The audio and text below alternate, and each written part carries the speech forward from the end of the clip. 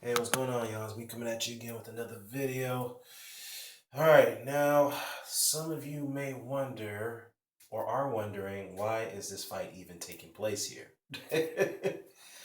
Well, all I can say is this fight is part of the undercard of the Bryant Jen.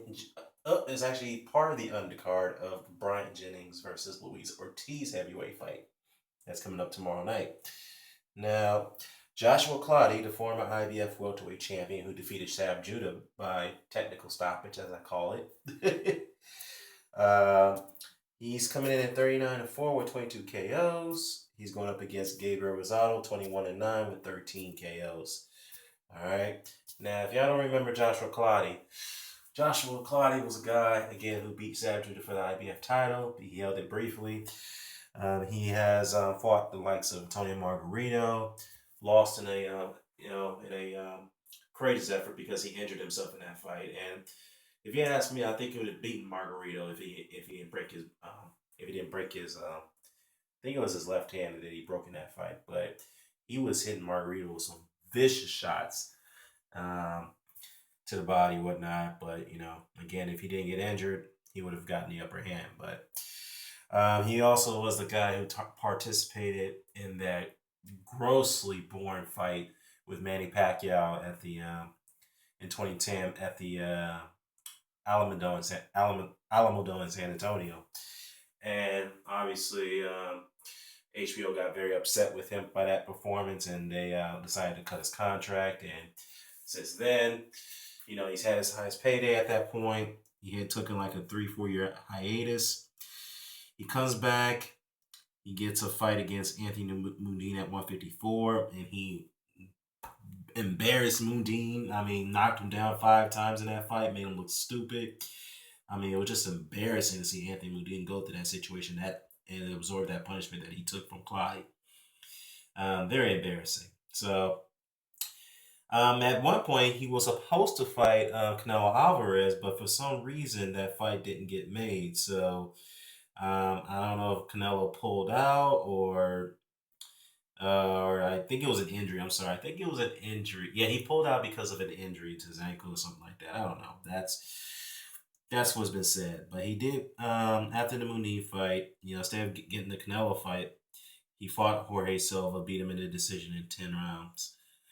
So now, if you ask me, is this a do or die situation for either fighter?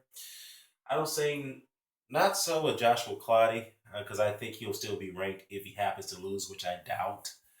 But Gabe Rosado, absolutely, because you have to understand Gabe Rosado is coming off 4 straight losses right now, all right, and he's coming off against great middleweights. I'm not saying great middleweights, the top middleweights right now. He's coming off knockout losses to Gennady Golovkin, Peter Quillen, Jamel Charlo, and of course David Lemieux. All right. Now, the Peter Quillen fight, he was winning that fight. He was up on the scorecards until the referee stopped the fight due to a severe cut, which I think that was bullshit because I thought they saved Quillen from being embarrassed, to be honest with you, because he just couldn't really figure out Rosado.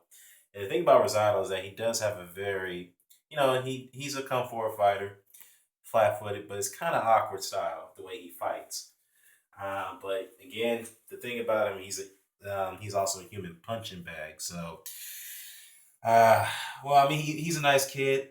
I mean, nice guy and all. I just really hope that if he loses, I hope they don't put him on journeyman status. But he will be in journeyman status if he loses. So that's the realistic standpoint of this. So again, if he doesn't win this fight, he will be a journeyman, which means that he'll be taking fights on last notice for smaller paydays. So he won't be getting the big paydays like he's getting now with HBO if he loses this fight. So that's being realistic here. But I wanted to make an interesting point here that he's actually being trained by Fernando Vargas. Now, if y'all don't remember who Fernando Vargas is, ferocious Fernando Vargas, a guy who became he became the youngest 154 light middleweight champion in his time before Canelo Alvarez broke that record. He went up against the likes of Winky Wright, which I think that Winky Wright got robbed against Vargas. I mean, it was a damn good fight. Take a look at it, but I thought Winky won that fight. against Vargas, and he went up against Ike Corte, a very good fighter from Ghana, who I thought got robbed against De La Hoya, if you ask me. He went up against Raul Marquez, who was a very good champion at that time, and Euroboy Campos, who was also a very good champion. So he had, with his young career, Fernando fought some very good fighters, and he beat some pretty good champions before he went up against Feliz Trinidad. And I mean, I don't want to make this video about Vargas, but just want to lay it out there that he is training Gabriel Rosado. And if you look at his recent photo, Vargas lost a lot of weight. He looks like he's in great shape. So, I mean, does that mean he's itching to get back into the ring?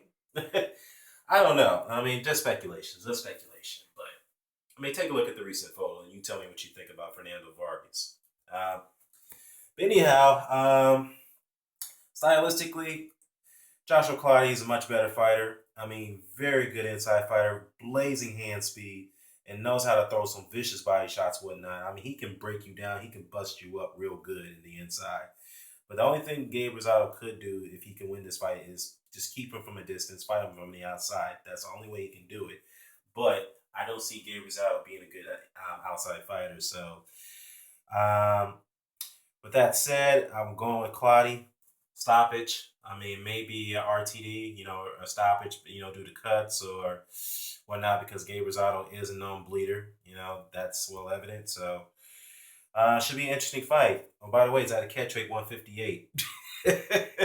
Man, these goddamn catch weights. Unbelievable. But anyways, drop a comment below. Let me know what you think. Share, subscribe. Signing off.